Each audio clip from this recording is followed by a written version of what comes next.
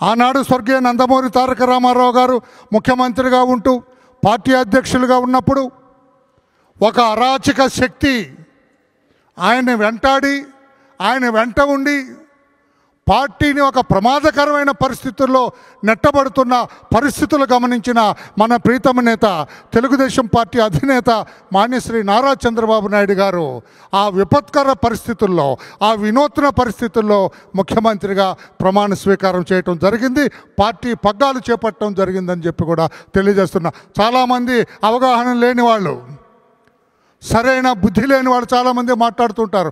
వెన్నుపోటు అంటారు, అదంటారు, ఇదంటారు. కాదండి, తెలుగుదేశం పార్టీ గౌరవాన్ని కాపాడినారు ఆ రోజు చంద్రబాబు నాయుడు గారు ముఖ్యమంత్రిగా ప్రమాణ స్వీకారం చేసి. తెలుగుదేశం పార్టీ పగ్గాలు ఆయన చేపట్టి తెలుగువాడి ఆత్మగౌరవాన్ని కాపాడారు ఆయన. అది గ్రహించాలని చెప్పి కూడా తెలియజేస్తూ ఇప్పటికి 4 సార్లు ముఖ్యమంత్రిగా ప్రమాణ స్వీకారం చేశారు ఆయన. ఇప్పుడు 4వ దఫా ముఖ్యమంత్రిగా కంటిన్యూ అవుతున్నారు. ఇంతటి కాలం ముఖ్యమంత్రిగా చేసిన ఘనత ఒక నారా చంద్రబాబు నాయుడు గారు మన అధినేతకే దక్కిందని చెప్పి కూడా తెలియజేస్తున్నా. ఉభయ రాష్ట్రాల్లో కూడా అంతటి కాలం పనిచేసిన వ్యక్తి లేరు అని చెప్పి కూడా తెలియజేస్తూ ఆనాడు 2 రూపాయలకు కిలో బియ్యం ఇచ్చి పేదవాడికి శుద్బాధ తీర్చిన ఘనాపాటి స్వర్గీయ నందమూరి తారక రామారావు గారు. ఈరోజు అదే రీతిలో రాష్ట్రంలో పేదరికం ఉండటానికి వీలేదు, పేదవాడిని చెప్పడానికి వీలేదు.